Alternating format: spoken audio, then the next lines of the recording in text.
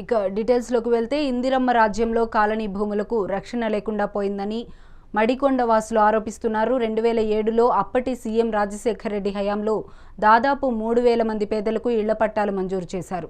భవిష్యత్ అవసరాల కోసం 6 పార్కులు కూడా ఏర్పాటు చేశారు. కానీ కొంతమంది నకిలీ డాక్యుమెంట్స్ ద్వారా కాలనీ భూముల కబ్జాకు పాల్పడ్డారని కాలనీ వాసులు అంటున్నారు. కోట్ల విలువ చేసే భూమి కబ్జా అవుతుందని అధికారులకు ఎన్నిసార్లు ఫిర్యాదు చేసినా పట్టించుకోవడం లేదని కాలనీవాసులు ఆగ్రహం వ్యక్తం చేస్తున్నారు. మడికొండ ఇందిరమ్మ కాలనీ భూముల కబ్జాపై మరింత సమాచారం మా వరంగల్ ప్రతినిధి రాము అందిస్తారు. వరంగల్ జిల్లాలో ప్రభుత్వ భూములకు రక్షణ లేకుండా పోయింది. ఖాళీ జాగా కనిపిస్తే చాలు నకిలీ డాక్యుమెంట్ సృష్టించుకొని ఎక్కడికక్కడ చేజిక్కించిన పరిస్థితి. వరంగల్ జిల్లాలో ప్రభుత్వ భూములతో పాటు పార్కు స్థలాలు, దేవాలయ భూములతో పాటు ఎక్కడ కూడా చిన్న జాగా కనపడ్డా కూడా వాళ్ళు కనపడితే చాలు నకిలీ డాక్యుమెంట్స్ సృష్టించుకొని వాటి చేయించుకునే ప్రయత్నం చేస్తున్నారు. తాజాగా మనం ఇప్పుడు ప్రస్తుతం మడికొండకు సంబంధించిన ఇందిరమ్మ కాలనీలో ఉన్నాం. ఇక్కడ కూడా ఇందిర కాలనీకి సంబంధించి 5 సెక్టార్లుగా విభజించి 2007 సంవత్సరంలో మొత్తం 3000 మందికి ఇళ్ల పట్టాలు ఇచ్చారు.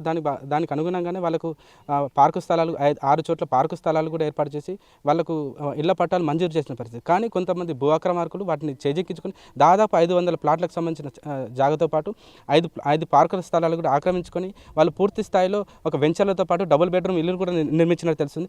మనం ఒకసారి విజువల్స్ చూడొచ్చు. మన రైట్ సైడ్లో ఏదైతే ఇందిరమ్మ ఇళ్లకు కేటాయించిన స్థలం ఉందో వాటి పూర్తి స్థాయిలో వాళ్ళు వెంచర్లు చేసి విక్రయించడానికి సిద్ధంగా చేసిన పరిస్థితి.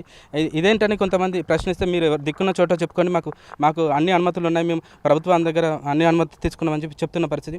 మరోవైపు కూడా ఇందిరమ్మ ఇళ్ల స్థలాలు ఎవరికైతే కేటాయించారో వాళ్ళ స్థలాల్లో కూడా పూర్తి స్థాయిలో డబుల్ బెడ్రూమ్ ఇల్లు నిర్మించి వాటిని విక్రయించడానికి కూడా పూర్తిగా సిద్ధం చేసిన పరిస్థితి. ఇదేంటని చెప్పేసి గత కొన్ని రోజులుగా కాలనీ వాసులు కలెక్టర్ ఆఫీస్ చుట్టూ, ఎంఆర్ఓ ఆఫీస్ చుట్టూ, ఆర్డీఓ ఆఫీస్ చుట్టూ తిరుగుతున్నా కూడా కనీసం అధికారులు మమ్మల్ని పట్టించుకోవడం చెప్పేసి కొంతమంది కాలనీ వాసులతో పాటు పెద్దలు కూడా పూర్తిగా ఆవేదన వ్యక్తం చేస్తున్నారు. మా భవిష్యత్ అవసరాల కోసం పార్కు స్థలం ఉండాలి, మాకు రోడ్లు కూడా పూర్తి స్థాయిలో లేవు, ఈ రోడ్లను కూడా పూర్తి స్థాయిలో వీళ్ళు కబ్జా చేసి మాకు చాలా ఇబ్బందులకు గురి చేస్తున్నారని చెప్పేసి వీళ్ళు కొంతమంది ఆవేదన వ్యక్తం చేస్తున్న పరిస్థితి. మనతో పాటు కొంతమంది స్థానికులు ఉన్న వాళ్ళతో మాట్లాడారు. చెప్పండి, అసలు మీ ఇందిరమ్మ కాలనీలో ఏం జరుగుతుంది? మీ కాలనీ ఎప్పుడు ఏర్పాటు చేశారు? అసలు ఏం జరుగుతుంది చెప్పండి. మాకు కాలనీలో 14 సంవత్సరాలుగా వస్తుంది.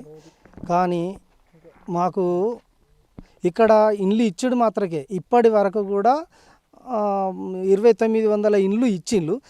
200 ఇండ్లు మాత్రమే ఇక్కడ అయినాయి. ఈ తర్వాత మొత్తం ఇవన్నీ పార్కులు 6 పార్కులు ఇచ్చిండ్లు. 6 పార్కులు మొత్తం కబ్జాకు గురి అయినాయి. మనకు ఎవరికి మోడల్గా ఇచ్చిండ్లు. ఆ మోడల్ ఎక్కడ పోయిందో అర్థమైతే లేదు. పార్కులు ఎవ్వరు పడితే వాళ్ళ కబ్జా. ఎక్కడ పార్కు ఎంత ఎక్స్టెంట్ ఉంటుంది? 3 ఎకరాల దాకా ఉంటుంది ఒక్కొక్క పార్కు.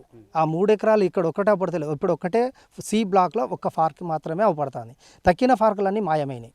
అవి ఎక్కడ పోయినాయి, ఎవరు తీసిండ్లు, ఎటు పోయినాయి అర్థం కావటం లేదు.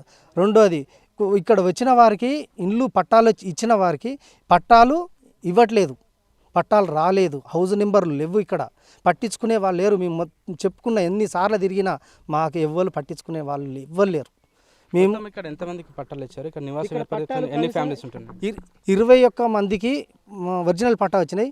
ఇంకో 10-20-30 మందికి ఓల్డర్ల పట్టాలు వచ్చినాయి. అది నెంబర్ ఇచ్చింది, ఓల్డర్ నెంబర్ ఇచ్చిండ్రు. ఇక తక్కిన వారికి ఎవరికి రాలేదు. ఇంకా కొన్న వాళ్ళకు హౌస్ నెంబర్లు ఇచ్చిండ్రు. కొన్న వాళ్ళకు వాళ్ళు అయ్య పేరు మీద, బిడ్డ పేరు మీద, తాతల పేరు మీద అందరు తీసుకుంటారు. వాళ్ళు ఒక్కొక్కరు 4-3 ఇండ్లు కట్టుకుంటారు. సరే, సంతోషం కట్టుకుంటారంటే వాళ్ళకి పట్టాలు వాళ్ళకి ఇస్తారు. కానీ వచ్చిన వాడికి కూడా ఇవ్వాలి కదా, వానికి ఇస్తలేరు. వాడికి ఇక్కడ వాడికి పర్మనెంట్గా వచ్చినానికి మాత్రం హౌస్ నెంబర్ లేదు, వానికి పట్టా లేదు. ఎంఆర్ఓ దగ్గరికి పోతే పట్టా ఉన్నదంటే మీ పట్టాలు ఉన్నాయి అంటాడు, మాకు పట్టాలు చూస్తలేరు. ఇయ్యాలరా రేపు రా అనేసి మాటలు తప్ప ఇంకోటి లేదు. ఇటు మొగాన ఎటు మన ఇక్కడ డి బ్లాక్లో మొత్తం అవి అయిపోయినాయి, కబ్జాలకి అయిపోయినాయి. రెండోది శ్మశాన వాటిక, అక్కడ మొత్తం పొక్కలు దిశలు. ఆ శ్మశాన వాటిక ఎక్కడ ఉన్నదో తెలియదు. మేము కలెక్టర్ గారికి, ఆర్డీఓ గారికి, ఎంఆర్ఓ గారికి కోరుకున్నాం. మాకు సర్వే చేస్తే మేము అడగడానికి అధికారం ఉంటుంది. పక్క వాళ్ళు మొత్తం కబ్జాలు చేస్తారు.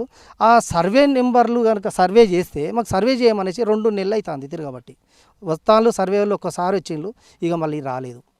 ఆ సర్వేలు ఇచ్చిన పక్క కబ్జా అయ్యే వాటికి కూడా నాకు కనీసం సెక్యూరిటీ ఉంటుంది. రమేష్ అనేసి మాకు కొద్దిగా తెలుసు. ఆయన వైసీఎస్ రమేష్ అనేసి ఎరుక. పేదల కోసం పేదలకు ఖచ్చితంగా ఇల్లు ఉండాలని చెప్పి సంకల్పంతో ఇందిరమ్మ ఇల్లు ఏర్పాటు చేసి అప్పుడు ఉన్న మంత్రిగా ఉన్న పొన్నాల లక్ష్మి అనే ముఖ్య దృష్టితో ఖచ్చితంగా పేదలకు ఇల్లు ఉండాలని వాళ్ళకు ఇందిరమ్మ కాలనీ ఏర్పాటు చేసి 5 ఫేజులుగా డివైడ్ చేసి మొత్తం 3,000 మందికి ఇళ్ళ కోసం వాళ్ళు ఒక ప్రణాళిక రచిస్తే దీన్ని ఆసరాగా చేసుకున్న కొంతమంది భూ కబ్జాదారులు గత బీఆర్ఎస్ పాలనలో ఈ నకిలీ డాక్యుమెంట్స్ సృష్టించుకొని ఇప్పటికి కూడా వెంచర్లతో పాటు డబుల్ బెడ్రూమ్ ఇల్లు నిర్మిస్తున్నారు. ఇదే విషయమై పలుమార్లు కలెక్టర్తో పాటు సంబంధిత అధికారులకు ఫిర్యాదు చేసినా కూడా అధికారులు ఏమీ పట్టనట్టు వ్యవహరిస్తున్నారని, అంతేకాకుండా ఇదే విషయమై పోలీస్ స్టేషన్కి వెళ్తే పోలీసులు కూడా మమ్మల్ని బెదిరిస్తున్నారు. అసలు మీకు సంబంధం ఏంటి, వాళ్ళకి అన్ని అనుమతులు ఉన్నాయి, మీరు వాళ్ళ జోలికి వెళ్ళొద్దని చెప్పి పోలీసులు కూడా మమ్మల్ని భయభ్రాంతులకు గురి చేస్తున్నారని. అంతేకాకుండా మేము కొన్నేళ్ళుగా ఇక్కడ నివాసం ఉంటున్నా కూడా మనకు కనీస సౌకర్యాలు లాంటి రోడ్లు, మంచినీటి సౌకర్యం లేదు, కరెంటు కూడా ఒకసారి వెళ్తే ఎప్పుడో వస్తుందో తెలియని పరిస్థితి ఉందని చెప్పి వాళ్ళు ఆవేదన వ్యక్తం చేస్తున్న పరిస్థితి. ఇప్పటికైనా అధికారులు ఈ విషయంపై దృష్టి పెట్టి ఎవరైతే కబ్జాకు పాల్పడుతున్నారో వాళ్ళపైన కఠిన చర్యలు తీసుకొని కోట్ల విలువ చేసే ప్రభుత్వ భూమిని కాపాడాలని స్థానికులు కోరుకుంటున్న పరిస్థితి. కెమెరా పర్సన్ భిక్షపతితో రాము మేఘనంటి, వరంగల్.